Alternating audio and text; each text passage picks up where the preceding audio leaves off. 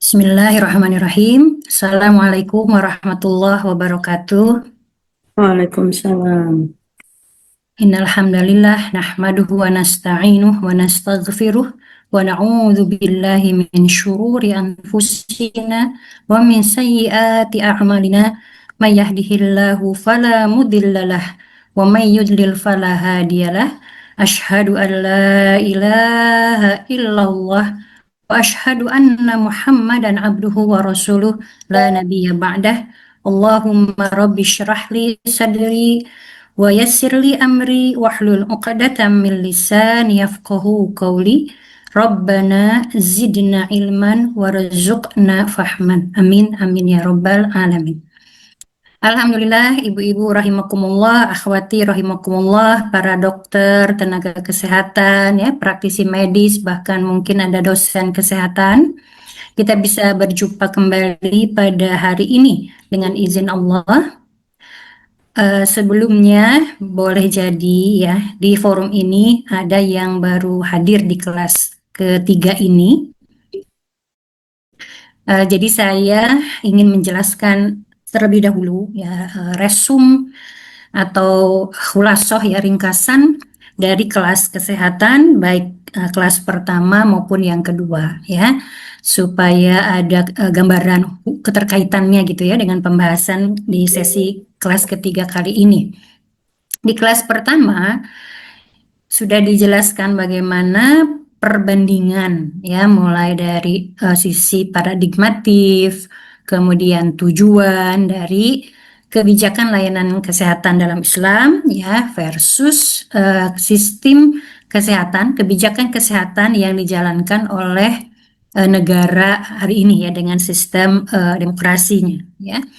Nah, itu kita jelaskan dan juga kita tunjukkan faktanya yang real, yang nyata, dampak dari kebijakan yang lahir ya dari sistem kesehatan yang tidak berbasis kepada Islam, dan itu sudah kita tidak perlu perbincangkan ya bagaimana ketidakbaikannya begitu ya. Nah, kemudian di kelas kedua kita menjelaskan tentang kebijakan layanan kesehatan masyarakat, kemudian kesehatan lingkungan sebagai tempat hidup ya manusia dan juga makhluk lainnya, dan juga gambaran bagaimana kebijakan Islam sebegitunya ya detil dan rigid ya terkait dengan sanitasi, kemudian penjagaan pencemaran ya, kualitas pangan, air ya, kemudian udara yang menjadi habitat hidup makhluk ya.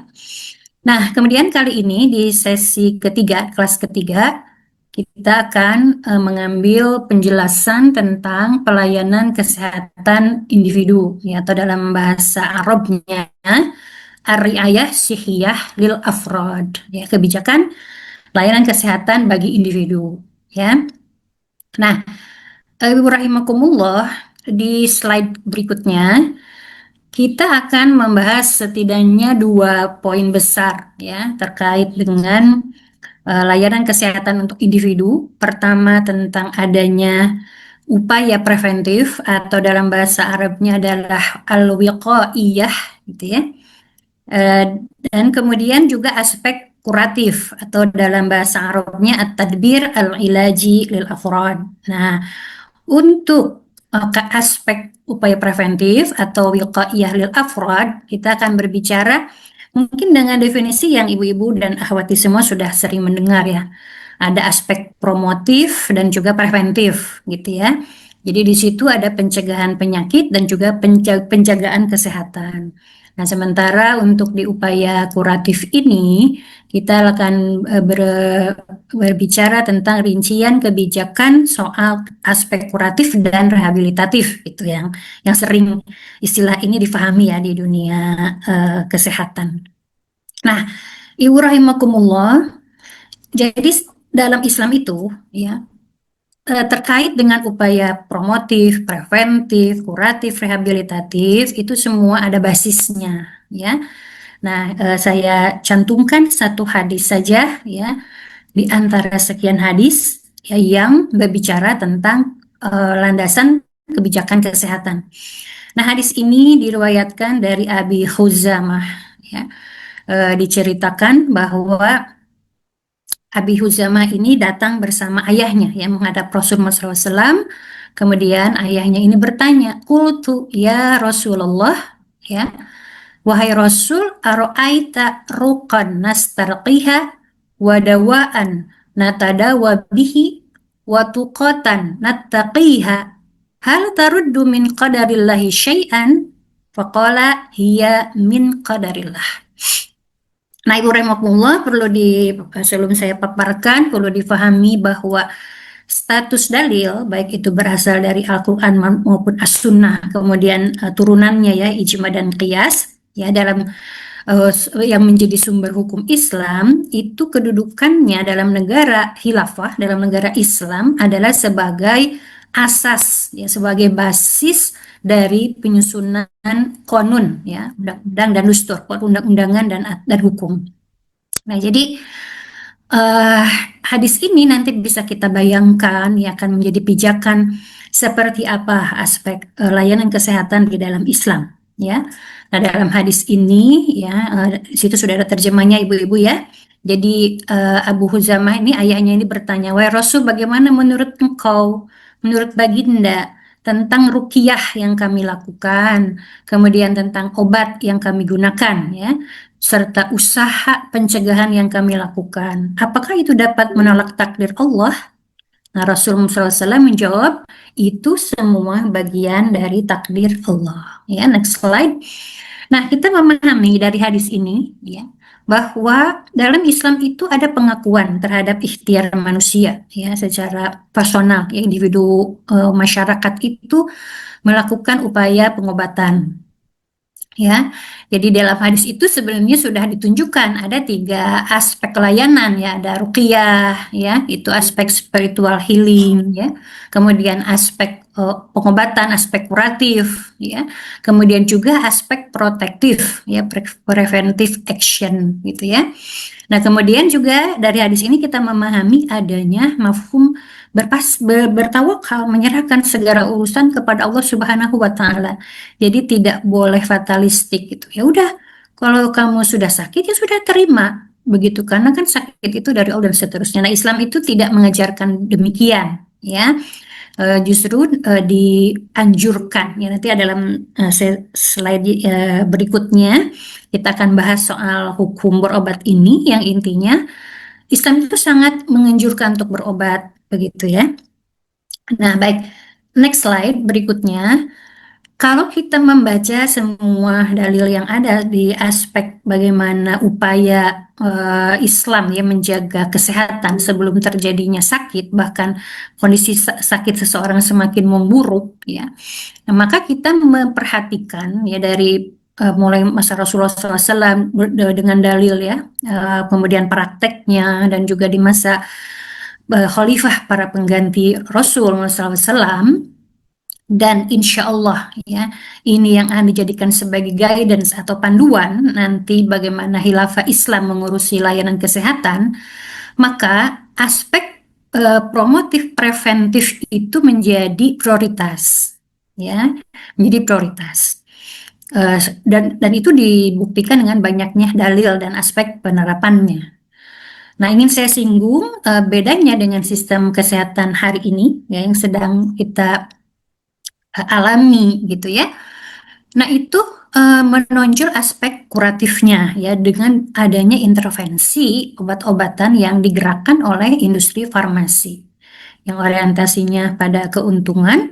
Nah, sehingga kebijakan kuratif itu menjadi dominan gitu, ya. Nah, ini juga nanti akan kita urai bagaimana betapa dua paradigma ini menghasilkan fakta yang sangat-sangat berbeda begitu, ya.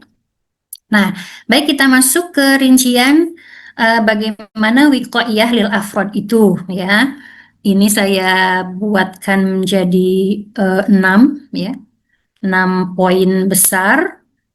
Nah, di situ ada pengumpulan data. Ya, langkah preventif itu dilakukan pertama dengan mengumpulkan data, ya, dan juga pemantauan kesehatan masyarakat, ya.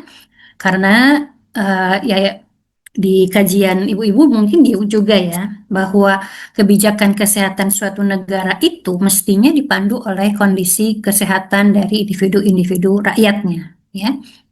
Kemudian nanti kita akan membahas tentang perawat sekolah atau yang sekarang mungkin sering dikenal dengan UKS ya, unit kesehatan sekolah gitu ya. Nanti juga dijelaskan apa saja tugasnya. Kemudian yang ketiga, langkah preventif itu adalah melakukan negara ya melakukan edukasi kesehatan dan gizi, termasuk di dalamnya adalah vaksinasi ya sebagai upaya preventif dengan screening gitu ya, dengan ya upaya untuk preventif. Kemudian yang langkah keempat, pencegahan penyakit menular ya, dan nanti akan kita lihat bagaimana negara Islam itu sudah teruji ya untuk menyelesaikan dengan sukses ya langkah-langkah menanggulangi wabah ya dengan berbagai kebijakannya yang berbasis pada dalil.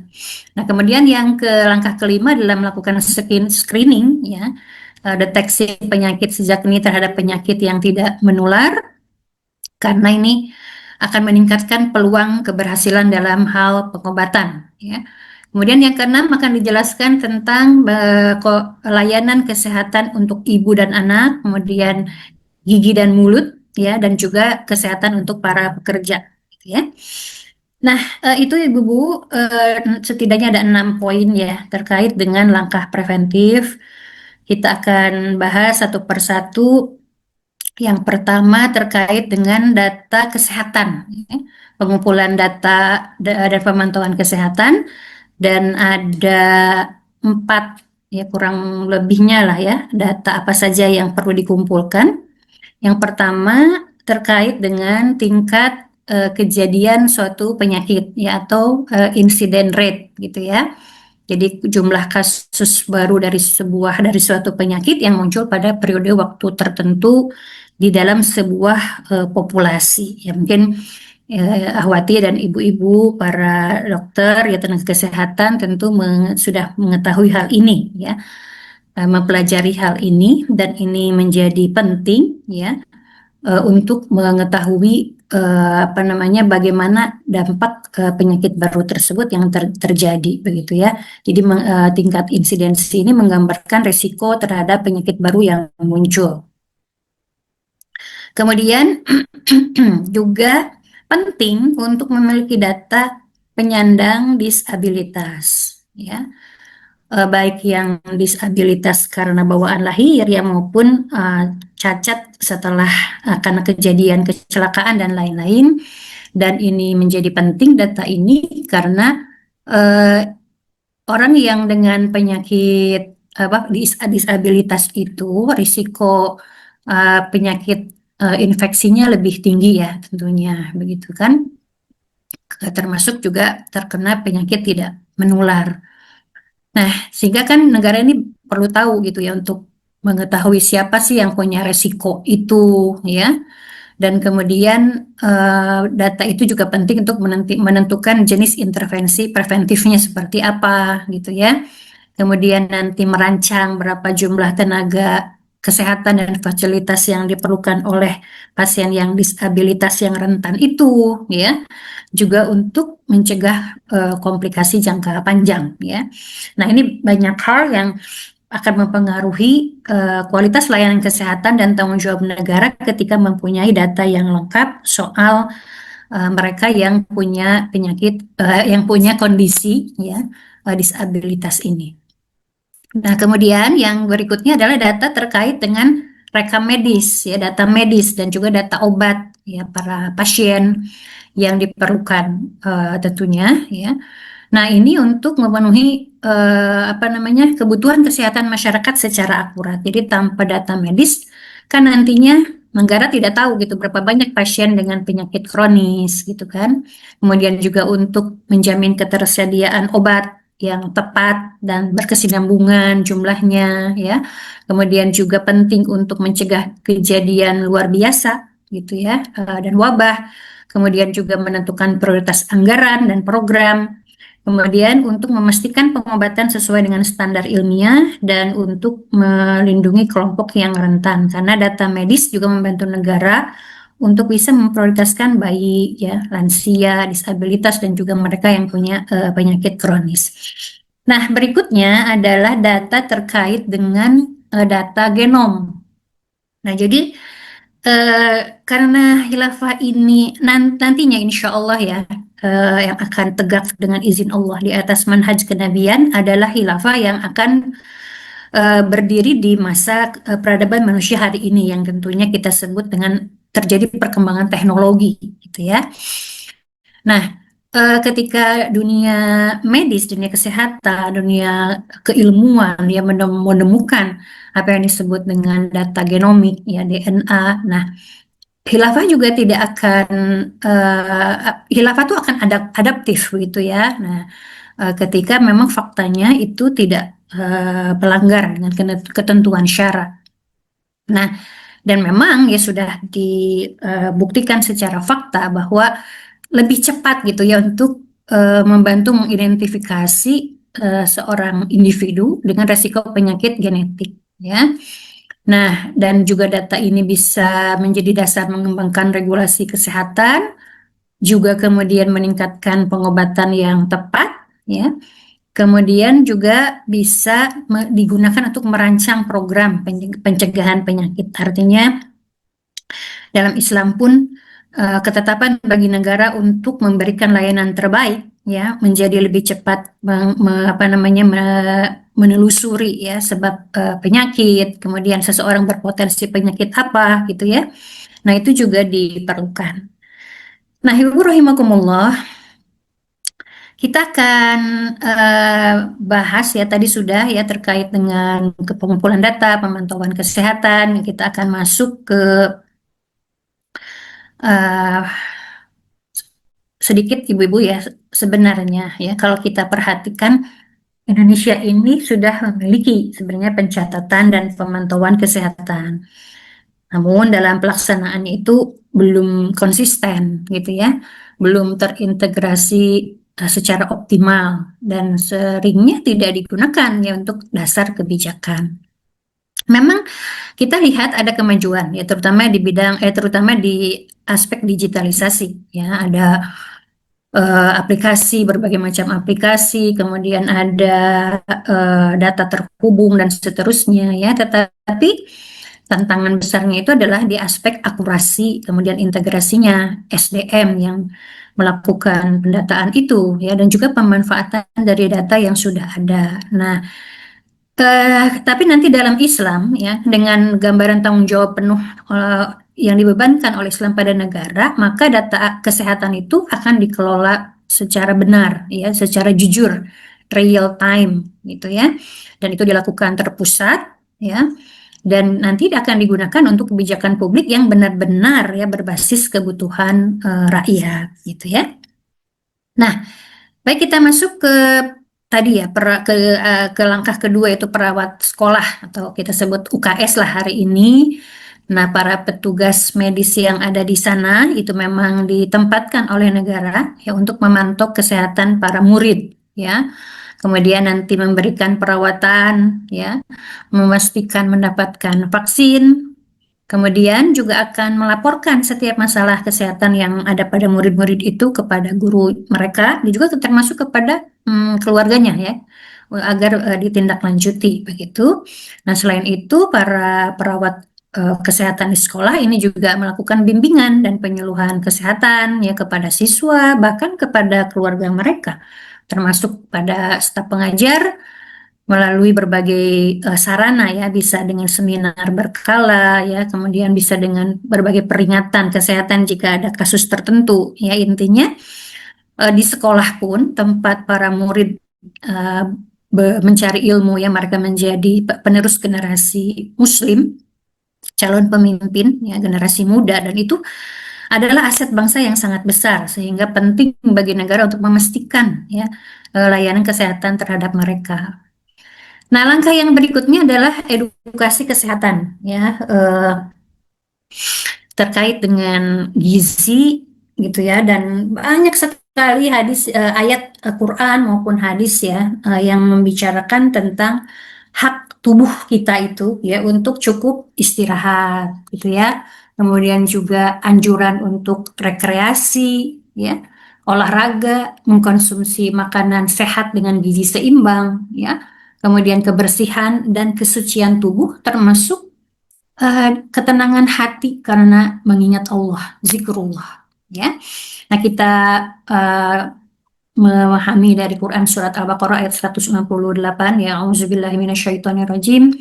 Ya ayuhan nas kulu mimma fil ardi halalan thayyiba wala tattabi'u khutuwati syaitan innahu lakum aduwwum mubin, ya. Termasuk kemudian di surat An-Nahl ayat 69, auzubillahi minasyaitonirrajim. Summa kuli min kulli thamarat fasluki subula rabbiki dzululan yakhruju min butuniha syarabun mukhtalifun alwanuhu fihi syifa'ul linnasi inna fi dzalika laayat liqaumin yatafakkarun. Nah, jadi di surat Al-Baqarah ayat 168 itu, ya, kita mendapati arahan, ya, basis, ya, kebijakan dalam satu negara, ya, bahwa manusia itu hanya diminta gitu ya untuk mengonsumsi sesuatu yang halal dan thayyib, ya, tidak mengandung unsur yang diharamkan oleh dalil-dalil lainnya, ya. Juga kemudian tidak sekedar halal tapi juga baik, ya, kandungan gizinya, proses apa namanya pengolahannya, ya, cara mengkonsumsi dan lain-lain. Nah, dari ayat itu tuh maka kita melihat sangat akhirnya kan muncul ya berbagai ilmu kesehatan di bidang itu, bagaimana ketahanan pangan, kualitas gizi, begitu ya. Kemudian juga dari berbagai macam yang telah Allah sediakan di muka bumi ini akhirnya bisa keluar ya sesuatu yang sangat bermanfaat gitu bagi tubuh manusia, seperti tadi di Quran surat An-Nahl itu disinggung di situ, keluarnya mimbutuni hasyarabun mukhtalifun itu adalah keluarnya madu gitu ya dari lebah, dan kita tahu berjenis-jenis ya, luar biasa. Untuk satu itu saja yaitu madu kita mendapatkan kemahakuasaan Allah gitu ya, yang telah menyediakan fasilitas untuk kebutuhan hidup manusia itu dengan baik gitu. Nah, jadi insya Allah ayat-ayat itu pun nanti akan dijadikan sebagai patokan. Maka kan makanlah yang baik-baik dengan secukupnya gitu. Itu tidak akan menghasilkan kebiasaan makanan hari ini yang tidak sehat. Saya kira ibu-ibu dan Awati juga sepakat ya bahwa hari ini ada mukbang gitu ya, ada kemudian fakta obesitas yang tinggi ya, terutama di negara-negara yang menganut sistem sekuler, ya, itu menjadi apa persoalan sendiri ya, di negara barat ya, akhirnya orang-orang yang obesitas karena negara akhirnya mengeluarkan dana lebih untuk mereka, ya. Nah, dalam Islam jauh-jauh hari Rasulullah SAW itu mengingatkan gitu ya bahwa harus apa namanya pola hidup orang Muslim itu harus baik begitu ya, sehingga Nabi itu bersabda seperti ini, sesungguhnya seorang mukmin itu makan dengan satu usus, nah sedangkan orang kafir makan dengan 7 usus. Nah ya, jadi sinyalemen Rasulullah SAW di masa itu ditunjukkan hari ini dengan realita betapa negara-negara sekuler ya, khususnya di Eropa gitu ya, mereka tadi ya sudah saya katakan menghadapi problem obesitas gitu. Nah, Ibu rahimakumullah, kita akan lanjut berikutnya ke kebijakan terkait dengan bagaimana masih edukasi berjalan ya di dalam negara khilafah. Itu juga akan melakukan pengawasan pasar dan pengawasan pasar terhadap kualitas pangan. Kemudian di pasar juga akan ada penyuluhan gizi itu oleh para dokter, gitu ya. Karena kan kita sudah pernah membahas di sesi di kelas kedua itu akan ada lembaga hisbah yang akan sidak gitu ya ke restoran, ke tempat-tempat penyajian bahan makanan, apakah kualitas yang disiapkan dalam hal layanan publik itu tuh ya, penyediaan makanan dan pangan itu dilakukan dengan baik atau tidak, dilakukan sesuai perintah syara ataukah tidak, ya, karena kan tidak boleh tadi ya tidak halal tidak toyib, kemudian yang pangan yang sudah rusak disajikan dan seterusnya ya. Nah itu kalau kemudian terjadi pelanggaran ya, diberi nasihat, bahkan nanti dikumpulkan dan diberi penyuluhan begitu, ya. Nah, kemudian juga di dalam sistem pendidikannya itu negara memberikan kesempatan yang luas ya untuk para ahli dalam menuliskan ilmu gizi dalam karya kedokteran mereka, kemudian juga melakukan edukasi terhadap publik ya, dan itu dilakukan sampai ke khotib khotib sholat Jumat yang langsung menyentuh masyarakat langsung ya ketika mereka sholat di masjid.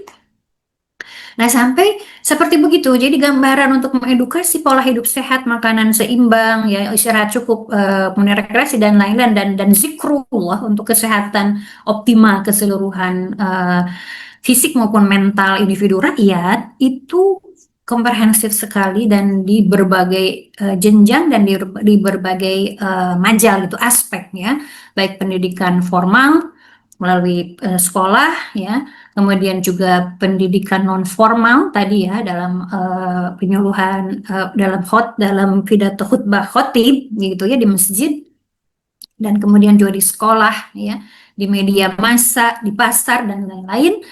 Dan ini menggambarkan betapa Islam itu Masya Allah ya, menjaga kesehatan hamba ya, insan kehidupan di dunia ini untuk melakukan tugas-tugas terbaiknya itu sangat-sangat komprehensif begitu ya. Nah, kemudian langkah preventif juga dilakukan dalam bentuk program vaksinasi, dan ini bagian dari pencegahan kesehatan primer. Tentunya Daulah Islam akan menyelenggarakan program ini sangat rigid ya, karena tidak boleh melanggar ketentuan syariat dari aspek kandungannya ya. Kemudian juga ada aturan yang harus dipatuhi begitu ya. Kemudian juga integritas dari orang-orang yang nanti diberikan tugas untuk melakukan program ini gitu ya.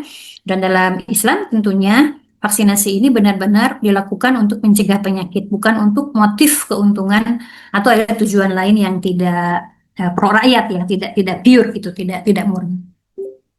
Nah, kan kita lanjut dengan langkah preventif berikutnya terkait dengan bagaimana negara melakukan pengelolaan terhadap penyakit yang menular ya.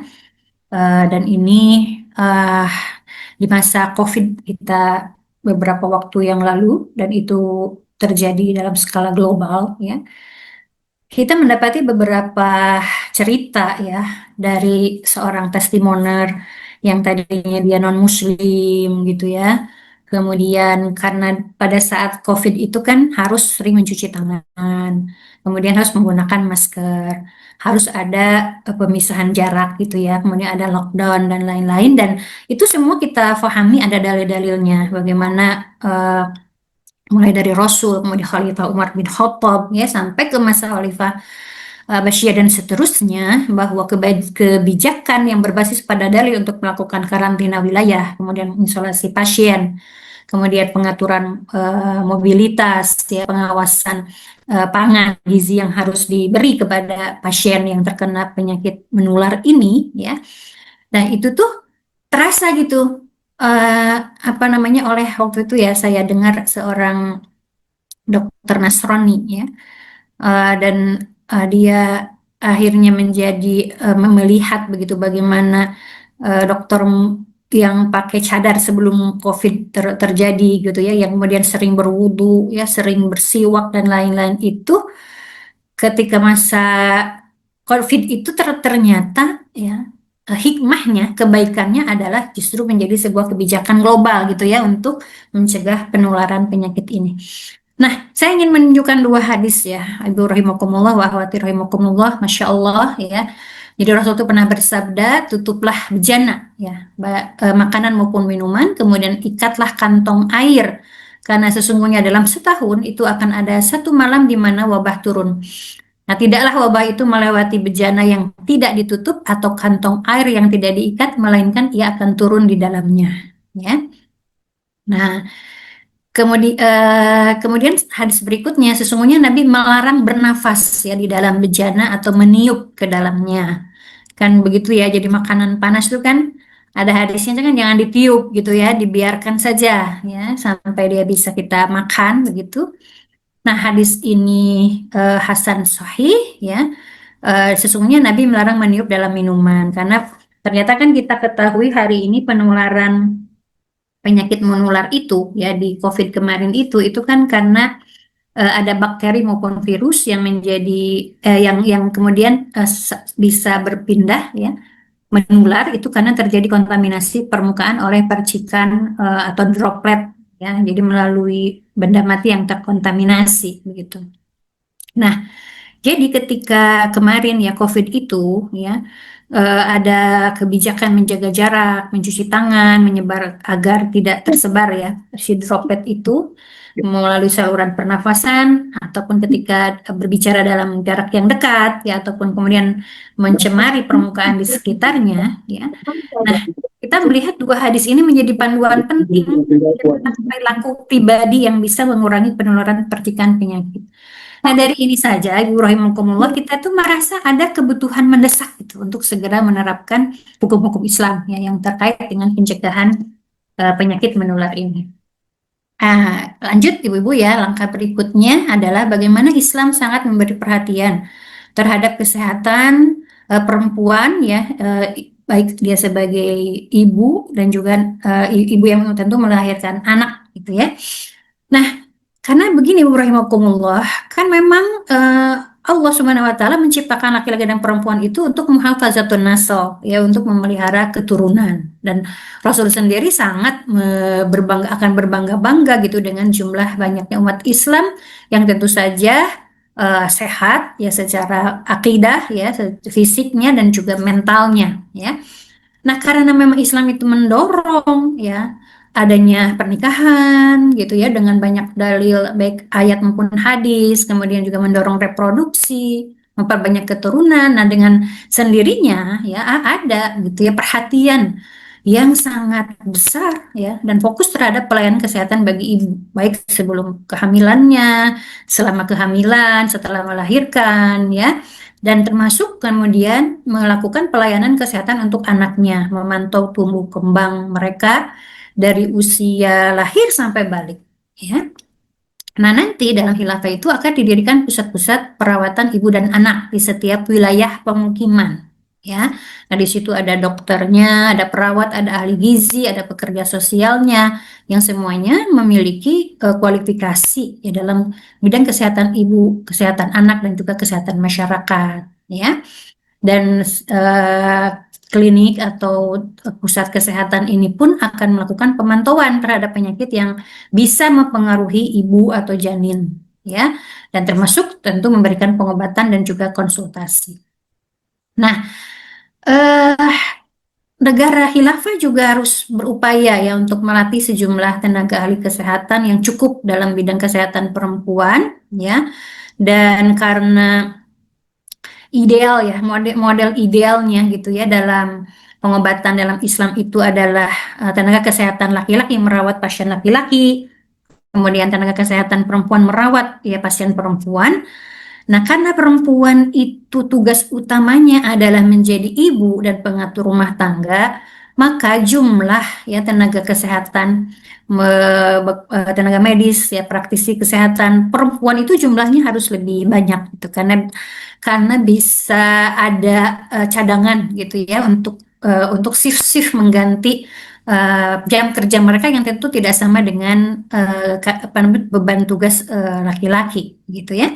Nah, sampai sedemikian begitu ya perhatiannya dan termasuk kemudian juga negara akan memantau dan merawat anak-anak sejak dalam kandungan tadi sudah disampaikan ya. Nah, seperti itu Ibu-ibu rahimakumullah, kita akan lanjut ke kesehatan gigi dan mulut dan dalam Islam, Masya Allah ya. Jadi ketika Rasulullah SAW itu menjelang mautnya, maka beliau memerintahkan pada istrinya ya Aisyah radhiyallahu anha untuk membersihkan giginya, gitu ya.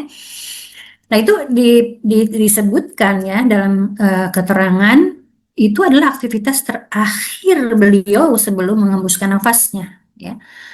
Nah, maka saking Rasul itu mengerti kepentingan itu, maka bagaimana mungkin gitu kan kesehatan gigi dan perawatan mulut ini tidak menjadi bagian yang esensial gitu ya dalam kebijakan kesehatan preventif negara khilafah. Dan kita juga pasti sudah mengalami fakta gitu ya, pengalaman betapa tidak nyamannya kalau mulut kita ini ada bau yang tidak sedap, kemudian orang lain mencium. Pun begitu ketika kita mendapati ada orang lain yang gigi apa namanya bau mulutnya itu tidak segar begitu ya. Dan ternyata kita juga lihat dalam dalilnya begitu Rasul SAW itu menyampaikan kalimat seandainya tidak memberatkan umatku, niscaya aku akan memerintahkan mereka bersiwak ya setiap kali berwudu gitu ya. Jadi 5 kali berarti kan begitu ya setiap akan sholat gitu ya. Nah, dan negara wajib menyediakan layanan kesehatan gigi gratis untuk anak sehingga usia balik melakukan pemeriksaan ya. Termasuk kemudian menekankan pentingnya menjaga kebersihan mulut, merawat gigi melalui edukasi terkait dengan hukum dari dalil-dalil tadi itu, bahkan melakukan kampanye gitu ya melalui berbagai media. Nah, Masya Allah ya, Ibu rahimakumullah gitu, sangat ternyata ya apapun gitu ya, kalau ketika kita memahami ada arahan syara dalilnya ya, bahwa segala aspek dalam kehidupan kita itu sangat diperhatikan.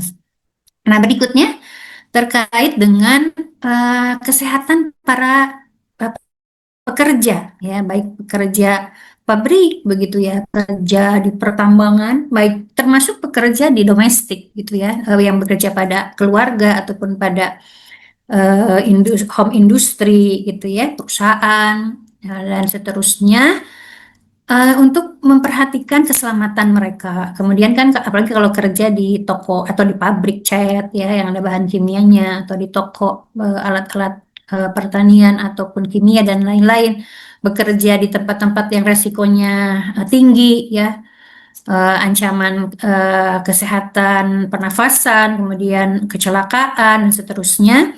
Nah, itu sangat diperhatikan ya.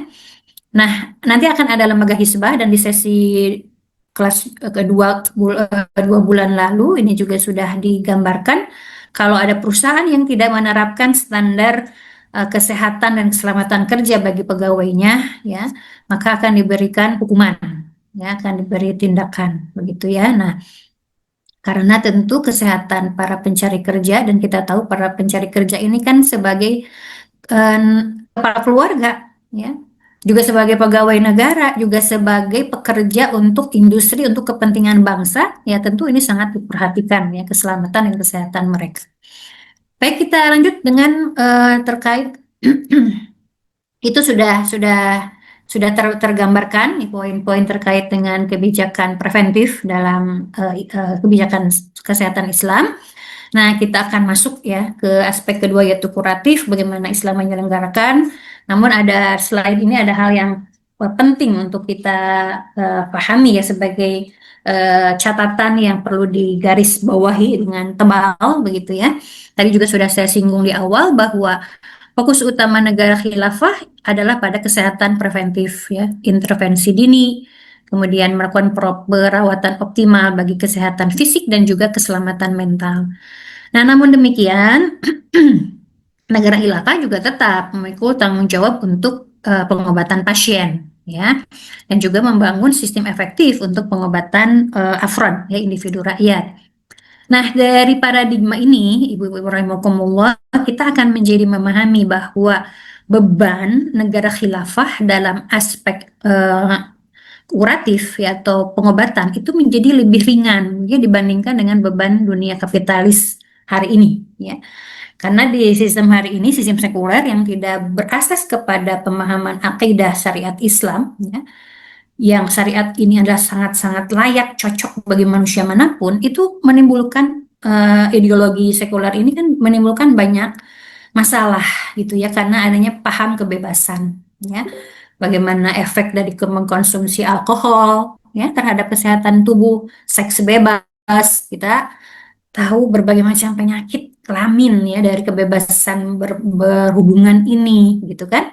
Kemudian juga dari sistem ekonominya yang pro pada orang-orang kaya, ya terjadi kesenjangan sehingga akhirnya banyak yang cemas, depresi, gitu kan? Ya, kemudian juga ditambah sisi lain ada fakta gizi buruk, stunting, sisi lainnya dengan kebebasan makan gitu ya, kepemilikan dan terserah mau makan apa saja, ya tadi ya, apa ada obesitas gitu. Ya, jadi ada dua ujung ekstrim gitu ya. Ada dampak dari sistem ekonomi ini, ada yang miskin itu benar-benar menjadi tidak bisa memenuhi kecukupan ya, gizi buruk, stunting. Kemudian sisi lain mereka yang brutal begitu ya, makan apa saja gitu tanpa mempertimbangkan kesehatan, menjadi ada resiko obesitas dan turunannya akhirnya kemudian terjadi penyakit tidak apa namanya jantung ya, diabetes dan lain-lain, dan termasuk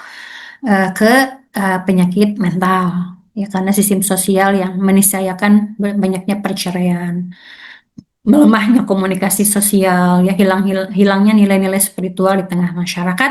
Walhasil fakta ini kita dapati, dan dalam laporan beberapa negara betapa beban untuk pengobatan ya rakyatnya ya yang mengalami penyakit-penyakit akibat ya dari tadi tuh ya, sistem ekonomi, sistem sosial, dan apa, mereka mengeluarkan dana yang tidak sedikit itu cukup besar ya untuk melakukan pengobatannya. Nah, kemudian penting juga untuk difahami ya bahwa eh, jika nanti di dalam masyarakat itu ada pasien atau individu masyarakat yang sakit, maka pengobatan ya yang dilakukan, upaya kuratif ya yang dilakukan oleh negara khilafah itu benar-benar komprehensif ya. Jadi akan menjamin ketersediaan obat ya. Kemudian juga akan jadi industri obatnya juga independen ya, tidak diintervensi oleh kebijakan farmasi seperti hari ini ya. Kemudian juga perusahaan farmasi dalam Islam juga akan menentukan prioritas penelitian obat berdasarkan pertimbangan apa namanya, tidak akan ya lain dengan perusahaan farmasi hari ini ya.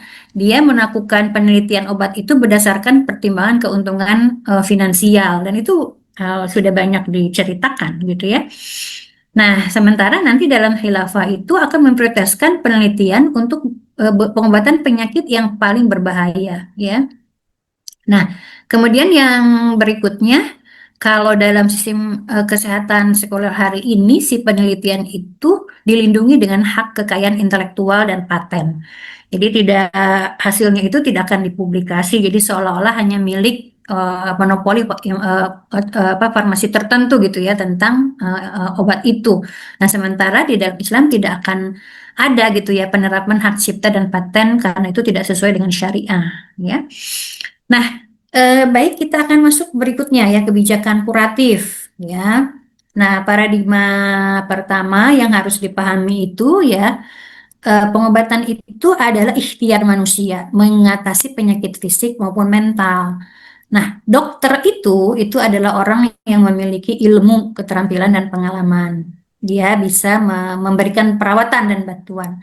Tapi pijakan yang paling mendasar dalam kebijakan kuratif itu adalah wa idza maridtu fahuwa yashfin. Ya, kalau aku sakit, maka Allah lah yang menyembuhkan. Jadi Allah lah satu-satunya yang menyembuhkan begitu. Dan dalam prakteknya ada ya di masa Rasul pun bagaimana Rasul berobat begitu ya. Kemudian juga menyampaikan bahwa setiap penyakit itu ada obatnya ya. Nah, next slide kita akan masuk kepada hukum berobat ya. Dari berbagai hadis, jadi saya ingin menyimpulkan ya, penjelasan singkat, ada dua tipe hadis gitu ya terkait dengan pengobatan ini.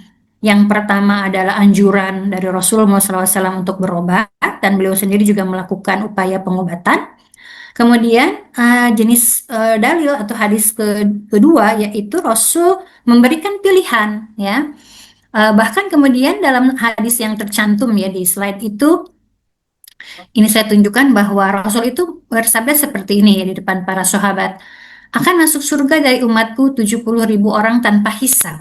Nah, kalau sudah begitu tuh pasti para sahabat tuh siapa mereka gitu ya dengan antusias karena kita juga pasti menginginkan ingin masuk surga tanpa hisab begitu ya, Masya Allah. Nah, para sahabat tuh bertanya begitu, kemudian siapa mereka wahai Rasulullah? Nah, beliau pun menjawab, mereka adalah orang-orang yang tidak meminta diruqyah, tidak meminta diobati ya, dan hanya kepada Rabb lah mereka bertawakal gitu.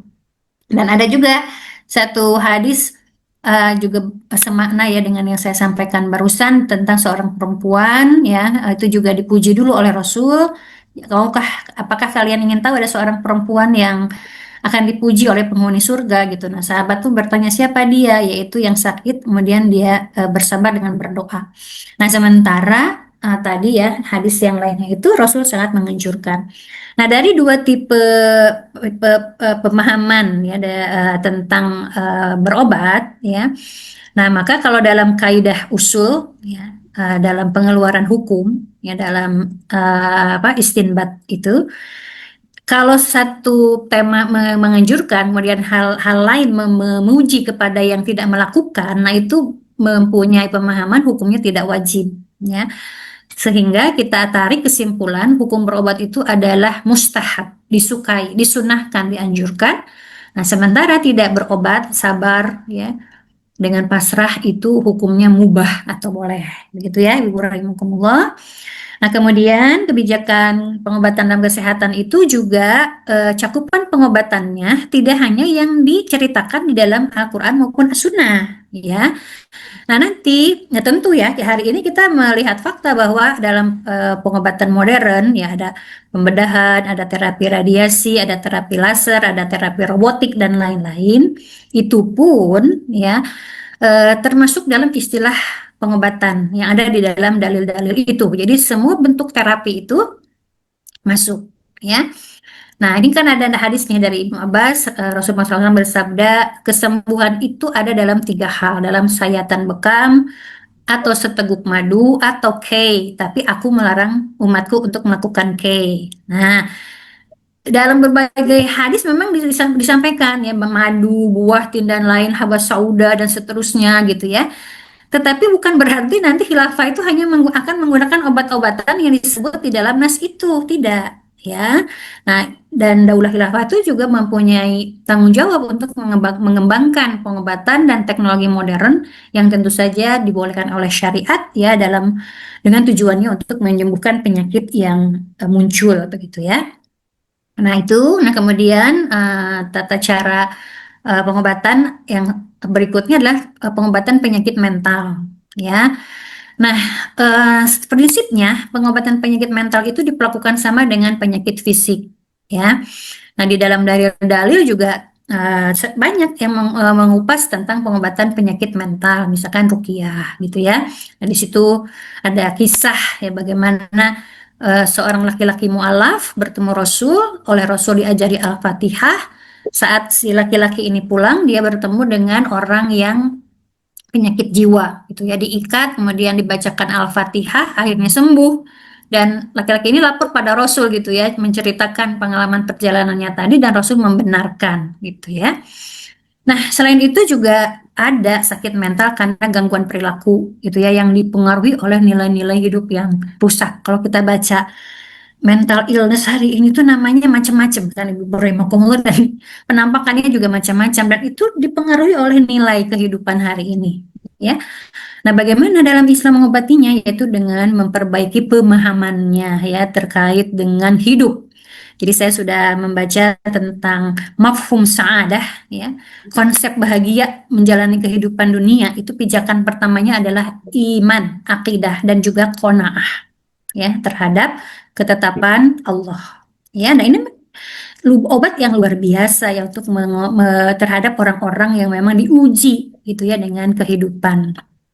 Nah, termasuk juga nanti dalam khilafah akan disiapkan dan diproduksi sesuai dengan rekomendasi ahli yang membuat penelitian ya untuk menyiapkan obat-obatan yang bisa digunakan untuk penyakit mental karena bisa jadi ya ada kerusakan yang terjadi pada syaraf begitu ya.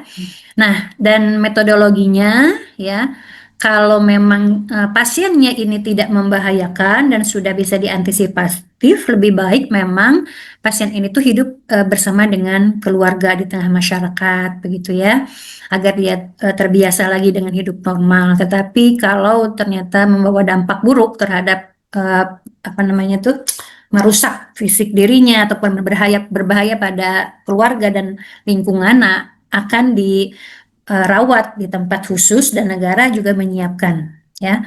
Termasuk kemudian di dalamnya ada dokter-dokter psikiater kemudian yang melakukan pelayanan psikiatri itu ya.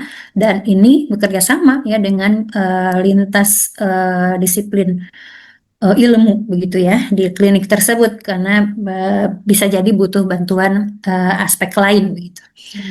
Nah, kemudian berikutnya adalah penyediaan obat ya oleh negara termasuk pengobatan maksudnya. Jadi mulai dari rumah sakitnya, farmasinya, dokternya, apotekernya ya, semua fasilitas untuk pengobatan karena tidak hanya minum obat untuk pengobatan itu ya, tapi ada perawatan begitu ya. Nah, ada kuratif rehabilitatif. Nah, itu semuanya dipenuhi oleh negara. Ya, tadi sudah saya singgung model idealnya itu adalah dokter laki-laki merawat laki-laki, kemudian perempuan merawat perempuan ya, sampai ada kebijakan untuk menyiapkan tenaga medis perempuan lebih banyak begitu ya dalam rangka pengobatan ini. Nah, kemudian juga tata laksana pengobatan dalam daulah itu yaitu fasilitas perawatan yang kita sebut dengan rumah sakit begitu ya.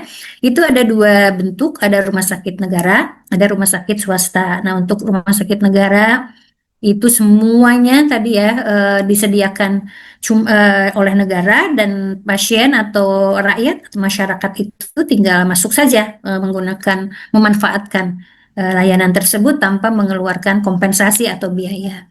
Tapi di sisi lain, jika ada individu ataupun kelompok ataupun swasta lah begitu ya yang melakukan pelayanan pengobatan itu juga diperbolehkan gitu ya. Jadi ada dokter pribadi buka praktek memungut apa namanya biaya diperbolehkan. Ya kemudian rumah sakit swasta pun diperbolehkan dengan apa namanya persyaratan ya bahwa mereka harus mematuhi hukum daulah ya dan kemudian diawasi ya dan semua tenaga medisnya fasilitasnya harus memiliki kualifikasi untuk memberikan layanan kesehatan sebagaimana standar negara gitu ya. Nah, jika ada pelayanan swasta yang melanggar, nah itu akan disanksi gitu ya.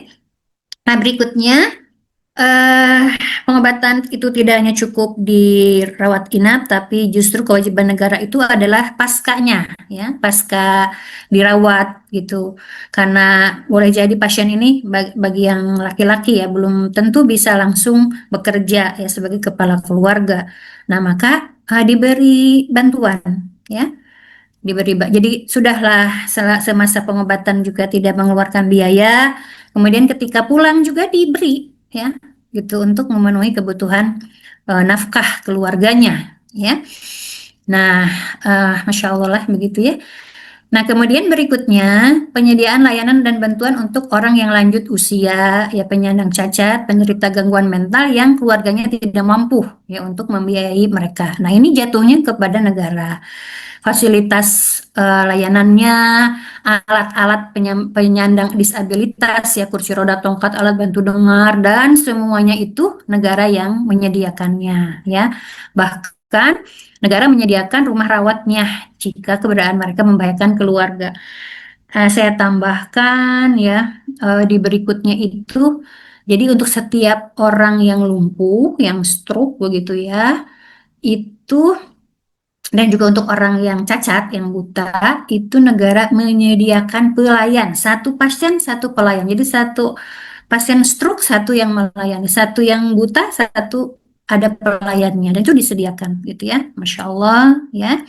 Dan di situ ada digambarkan bagaimana Khalifah Umar bin Abdul Aziz yang memerintahkan agar setiap orang buta diberi satu satu orang penunjuk atau pemandu, dan setiap dua orang lumpuh, oh ya, dan setiap dua orang lumpuh diberi seorang pelayan, Masya Allah, ya. Nah, saya beri catatan di bawahnya, sebenarnya boleh diperbolehkan, bahkan diberi anjuran yang sangat dorongan ya yang sangat kuat ya, bagaimana rakyat yang punya kelebihan harta ya untuk juga membantu mereka yang tadi disebut. Tidak, jadi negara penanggung jawab utama, tapi kemudian juga Islam menganjurkan para rakyatnya untuk membantu mereka yang lemah ya, yang diuji dengan kesehatannya itu. Nah, kemudian berikutnya tentang bank darah, karena eh, darah juga apa namanya infus apa namanya diinfus begitu ya, kemudian dengan apa di donor, ada donor darah ya, dimasukkan kepada mereka yang membutuhkan. Ini juga dalam Islam dipandang sebagai sebuah upaya pengobatan ya. Nah, karena terutama ya kalau dalam Islam itu kan karena negara khilafah itu adalah negara yang selalu siap qital ya, membebaskan negara-negara lain dari ideologi kufur ya, ditaklukkan, didakwahi dengan jihad, kemudian mereka harus tunduk ya dengan aturan Islam. Nah, maka memungkinkan banyak sekali para korban ya dari tentara-tentara Muslim, dan ini membutuhkan darah tentunya gitu ya, bantuan donor ya. Nah, maka karena sangat pentingnya itu, Khilafah itu mendirikan lembaga tersendiri untuk mengumpulkan darah, memeriksanya, menyimpan, ya, menangani sesuai standar medis, kemudian mendistribusikan. Nah, di lembaga itu akan ada dokter spesialis, tenaga profesional terlatih, ya, yang memberikan konsultasi dan perawatan bagi para pendonor darah. Ada labnya, gitu kan, untuk meriksa apakah darah itu bebas dari penyakit, untuk menentukan golongan darah, dan ada catatannya, gitu ya. Nah, bahkan negara juga menyelenggarakan kampanye di media secara berkala yang mendorong masyarakat mendonorkan darah, ya, karena hal ini penting dalam pengobatan pasien maupun para jundullah tadi itu ya, para tentara Allah. Nah, Ibu rahimakumullah, terakhir ya, dari aspek bagaimana layanan kuratif ya, pengobatan dalam daulah khilafah itu, Bu, ini adalah terkait dengan teknologi dan industri medisnya. Jadi izin Ustazah, negara khilafah yang akan melakukan riset ya untuk teknologi modern yang tadi di awal sudah saya sampaikan. Boleh jadi ada penggunaan robot, teknologi komunikasi, konsultasi jarak jauh, ada barcode, ada rekam medis dan lain-lain. Dan juga nanti teknologi yang relevan ya, dan dengan kebijakan pengembangan teknologi pengobatan ini memungkinkan akan lebih akurat begitu ya dalam menangani pasien. Ibu Rahimahullah, Alhamdulillahirabbil alamin, ya hampir sudah 1 jam saya menyampaikan. Tentu ini baru poin-poin globalnya ya. Masya Allah, kalau mau dirinci ya akan menambah pengetahuan dan pemahaman, dan menambah gambaran gitu ya betapa sebenarnya Islam itu sudah sangat mengarahkan. Ibu rahimakumullah, mudah-mudahan bisa difahami. Assalamualaikum warahmatullahi wabarakatuh.